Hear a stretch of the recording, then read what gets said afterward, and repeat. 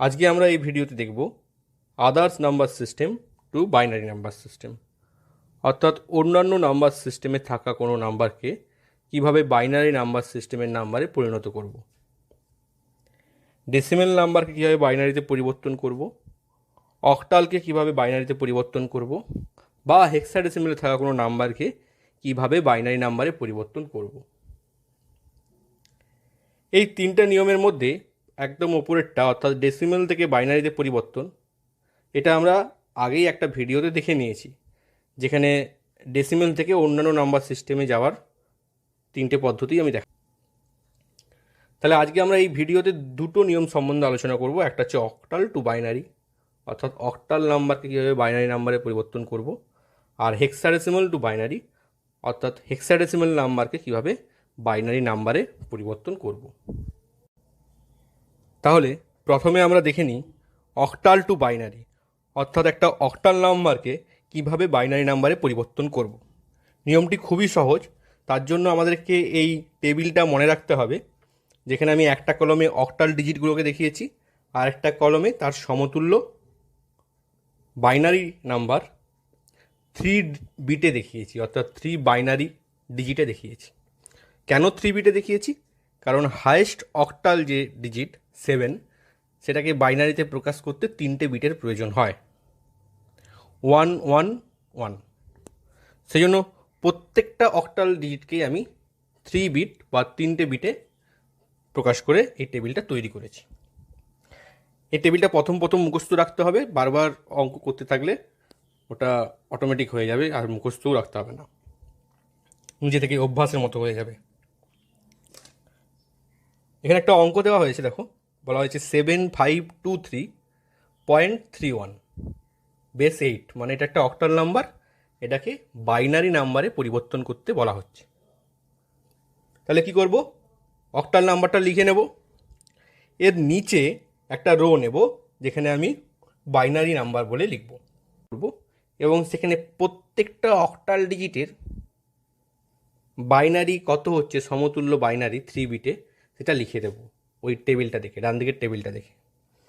যেমন ধরো, যেরকমটা আমরা করি পূর্ণ সংখ্যার জন্য ডান দিক থেকে বাঁ দিকে। তাহলে প্রথমে 3 এর সমতুল্য বাইনারি 0 1 1, তাহলে 0 1 1 লিখে নেব। 2 এর সমতুল্য 0 1 0 লিখে নেব। 5 এর সমতুল্য কত? 1 0 1। 7 এর সমতুল্য 1 1 1 লিখে নেব। এবার দশমিক অংশের জন্য 3 এর সমতুল্য 0 1 1। 1 এর সমতুল্য 0 0 1। বোঝা গেল? প্রত্যেকটা অক্টাল ডিজিটের সমতুল্য 3 বিট বাইনারি লিখে নিলাম। এবার এই নাম্বারগুলোকে পাশাপাশি লিখে দেব, তাহলেই আমি উত্তর পেয়ে যাব। কি খুব সহজ। তোমাদের জন্য একটা কোশ্চেন দিচ্ছি, 42.30 বেস 8 এই অক্টাল নাম্বারটার সমতুল্য বাইনারি কত হবে, সেটা আমাকে নিচে কমেন্টসে উত্তর দাও। এরপর দেখি হেক্সাডেসিমেল টু বাইনারি, অর্থাৎ একটা হেক্সাডেসিমেল নাম্বারকে কিভাবে বাইনারি নাম্বারে পরিবর্তন করব। একই রকম এখানেও আমাদেরকে টেবিল মনে রাখতে হবে। প্রত্যেকটা হেক্সাডেসিমেল নাম্বারের 4 বিট বাইনারি মনে রাখতে হবে। এখানে আবার 4 বিট বাইনারি কেন লাগছে? কারণ হায়েস্ট যে হেক্সাডেসিমেল ডিজিট এফ, তা বাইনারিতে পরিবর্তন করলে 1 1 1 1, 4টে 1 আসে, 4 বিটে আসে। সেই জন্য 4 বিট করে প্রত্যেকটা হেক্সাডেসিমেলের বাইনারি মনে রাখতে হবে।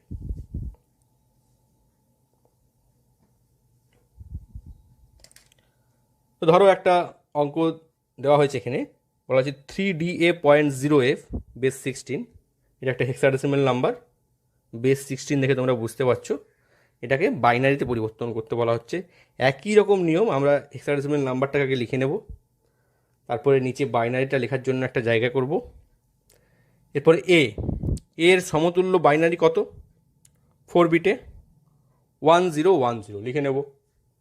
ডি এর কত সমতুল্য? 1 1 0 1 লিখে নেব। 3 এর সমতুল্য কত? 0011। এবার দশমিক অংশের জন্য 0 সমতুল্য 4 বিটে বাইনারি কত? 0000 F 1111।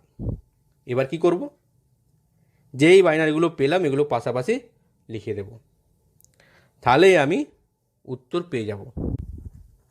এখানেও আমি একটা প্রশ্ন দিচ্ছি, 13.C0 বেস 16 এই হেক্সাডেসিমাল নাম্বারটার বাইনারি কত হবে?